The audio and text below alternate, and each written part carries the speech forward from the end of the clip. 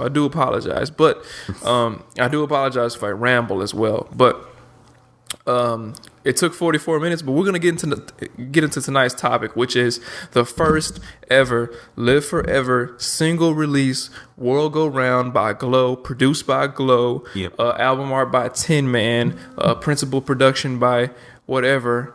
I don't even. I just got this text. We just say, produced by Live Forever. We don't do anything special because when we go up on SoundClick, it'll be under everything will be under Live Forever, but we know who beat it belongs to. So yes, and I definitely. I'm thinking of it like a Neptune's thing. So talking about like cool. Two between them two, they know who made the beat. Chad and Hugo and between them two, they know who made the beat, of course. But at the same time, it'd be under the Live Forever umbrella because it's about. Like, I'm with Tony on this. It's about uniting because if you don't unite, you definitely will have shortcomings if you don't figure out how to make things work out. You'll die immediately. Yeah, you'll die immediately. Yeah, you're right about that. I don't even know. But I understand. That's actually the first time I heard that brought up. I think that's actually a cool idea because then you have people be like, "Who made this beat?" And you'll be like, "Oh, Live Forever, man. Live Forever." It's like the corporation. It's like the old 8Ball and MJG albums. It says producer and it says Suave House, even though T-Mix made all of them, which is why T-Mix is one of my favorite producers or some shit like that. It's really cool. Okay, cool. I could definitely see that going that route. And like I said, I hate rappers. I'm just gonna let you guys know I hate you guys. But if you are understanding, if you manage to listen this long. If you manage to listen this long, if you're understanding, if you're willing to work with a producer that is able to create a sound for you, I am open for suggestions. You can come talk to me and we can work some deal out. Please, I don't like niggas that be like, when I quote them prices, they be like, "Oh, I can't believe it." Like, you understand it. I am working for you. I'm actually working with you to create a product, something for you. So don't be coming at me talking about no free shit. All right, I'm sorry, man. You don't charge for verses? I'm sorry, then you're a retard. You must not be confident in your craft because if you believe that you are excellent in whatever that you do, you will not do it for free. And I do apologize. I don't apologize for that. I'm not gonna do something that I do well for free. I've worked years for this. I've done many things for this. I've spent lots of money on my equipment. I'm not gonna sit around and make a beat for free just because I think an artist is dope, but just because a nigga want a handout. You're gonna have the free clientele that always wants something for free, but all you do is need to stand firm and say, "Hey, this is not going to happen this way," and it's going to be no. Well, it's never really a no. Most of the times with me, I engineer other projects. All I do is quote them the price, and they say, "Oh, cool." Either they call me back or they never call me back again, and that's how I know who I need to do business with because, of course, they'll continue doing business even after the fact of paying me. They continue to pay me. So it's just one of them things. It's all about your works, man. People, people will flock to you because you'll find the right people. It just takes singling out all the people that are just saps. They just want to get you because you're a sap initially. They want to get your money. They're like, "Oh, he's giving away free beats. I'm just gonna go gravitate over here." You know what? You can get free beats off SoundClick also. So if you do want to do that, all fucking day, the scene of SoundClick. But if you want something unique, like originally played, you're gonna pay me for that. You're gonna pay me that, like this. I don't need your cosign because we have an artist that is a rapper and he's pretty well. I just have him rap on it and I have that cosign. Thank you. Yeah. It's another thing. Like I don't tag my beats either. Like if I send you a track and you're like, I'm like, do you like it or not? Do you want to pay for it? Oh yeah, I don't like it. And then 10 months later, like I hear my shit and I'm like, well, I hope you go far with that because you're probably not. Just gonna let you guys know, you're probably not. You're gonna say it's produced by one of your in-house people or whatever. Like your fucking guys don't make that sound. I can definitely tell you. If you rap on one of my beats and you didn't pay me, and I didn't give you consent, if I see you, make sure. Well, yeah, if you have on your running shoes. If I see you, I'm destroying you off top. But besides, if I don't see you, like the nigga said in that video we watched like 3 years ago, he was like, what's the most they can do? And if they do numbers, You can sue these niggas easily, bro. Like, you have the fucking files in your computer. You made the beat yourself. You have the original make out. They Ain't can't no nigga, recreate it no matter what they do. no matter what they do, they can never can't recreate an original composition. I didn't hear pianists replay songs and they don't sound like the same song. So I know it cannot be recreated, but by the actual exact same actions. And that is almost literally impossible. Because you can only make it better or a tad bit different. Even the same person can't do the same Interpolating thing. Can only go so far, man. You just can't imitate to a point where it's the exact same. So if, like, let's just say if I give a person a beat, it turns out this nigga becomes extra successful and sells 100,000 copies, I'm getting a piece of that. You know, because you told me that you didn't want my beat, and all of a sudden my beat's on your project. I'm getting a piece of that. I'm not going to beat your ass, but I'm going to get my money's worth. Let's just say that. It's just been, we're producers. We do this for a living. We have to eat. People don't understand this. And it kind of bothers me. Like, artists. My most important thing, too, not to cut you off, is I always tell you interns that my thing is about time. Because it seems like I never have enough time in the day. Yeah. No matter how much stuff I be like, I want to get done. I still always be like, I could have did a little bit more today. So it's not even about the money. It's about you appreciating the time that I'm spending on something for you. Not for me, but for you.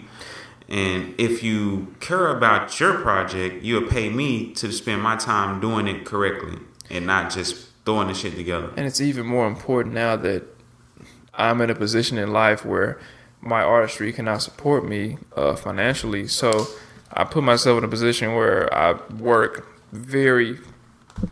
pretty much every day, 8-hour shifts and shit. Then I come home and I make beats for you funky ass rappers. So it's like, if you don't appreciate my time, my time is very limited. And then I devote it to my craft. That's even crazier, you know what I'm saying? So just a little tidbit for you rappers out there who think you can just get by on free shit. And you know what I'm saying? Like me down to Mars, if I tell you something personally like, hey, I like your style, I think I might give you a free beat. That means I might give you a free beat that I've already made. Don't come at me, we talk about, I want you to do this and do that. Like, no, nigga, you're getting a beat that I already made. If I like you, that's what I'm doing. If I don't, you may get a really old beat that I don't care about or something like that. But hey, pay for your shit, man. That's why I fucking hate rappers. Besides the fact that most of you niggas is whack, and I just really don't like your whole fucking thought process. Like, just do your, like the nigga in the video. Nigga got mad because he wanted to shoot a rap video, and he was like, all right, $250. He was like, $250? Yes, $250. You have a fucking rap group with 5 guys in it, and you tell me you niggas can't scrap together $50 each? Like, are you serious, bro? It's a rap video for $250. That is so cheap, bro. Yeah, what we're gonna not do is, you're just not gonna get that video. You're just not gonna get the video. You're just not gonna get anything. Nope. I believe in paying people for their jobs, like Cage. Cage is my photographer friend. He's pretty much my best friend now since out of high school, and he did a Live Forever photo shoot. Hey, man, I said, name your price, bro. He said, no, that's cool. And I was like, I still don't feel right. Like, I need, like, let me feed you for like the next 8 times that I see you, bro. Like, I believe in paying people for their trade. If you're skilled in something, people believe in paying people, but at the same time, you must see worth in what you're doing. If you don't see that it's worth in it, then you'll never pretty much think you should get paid for it. Yeah. So you just have to kind of instill, and this is just most artists. A lot of artists don't believe with, and this is just most business people. The reason why you have business-minded people that aren't intelligent at all, but make money, is because they believe that they're worth something or they can do something to cause people to give them money. A lot of artists, the reason why you see a lot of artists that are poor is because a lot of artists don't know the worth of their ability. And that's our downfall. That's artists, period. Like I see that in almost every artist. Like, we give away free mixtapes. Like, everything we do is free. Free. Like, the time we spend on it is so long. Like, these ideas don't come out of thin air. Like, just as understand as artists that we have a price tag on what we do. Michael Besquat, he had insane price tags on just garbage. You can say it ain't garbage, but to me, it's garbage. Who the fuck is that, bro? Man, you just look it up, bro. Google some of his artworks. Googie? Google the artworks, and you'll be like, okay, a pile of tires went for that much. Are you serious?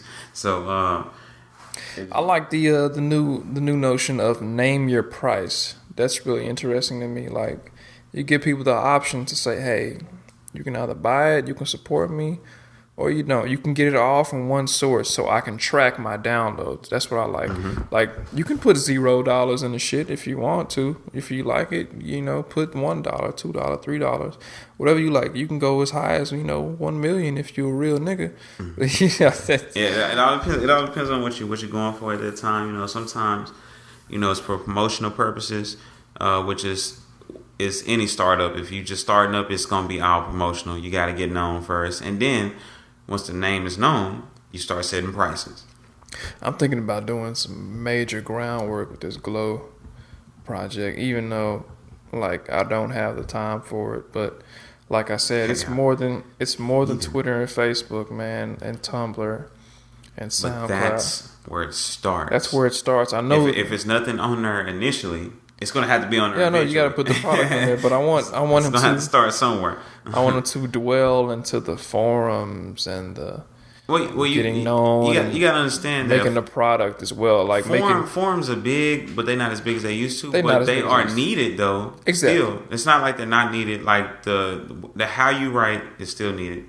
This is podcast over because it has nothing to do with the podcast. You know what I'm talking about? We were leading into more business related to matters. Hey man, we can just talk, bro. Cause this is what a podcast is. Hey, I don't want to discuss. You niggas interested? Yes. Okay. I don't want to give you niggas help. Okay, yeah. We're gonna talk about this later amongst ourselves, but at the same time, I see that we are analysts, nigga. Sitting on Twitter all day is not gonna help you unless you're an already established artist. So for Live Forever, some artists that established, they don't even sit on Twitter. They throw out 2 tweets a day.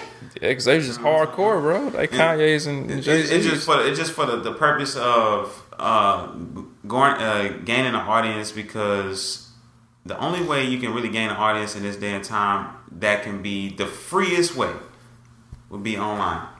Yep. Actually having to go up to somebody and beg somebody for a show.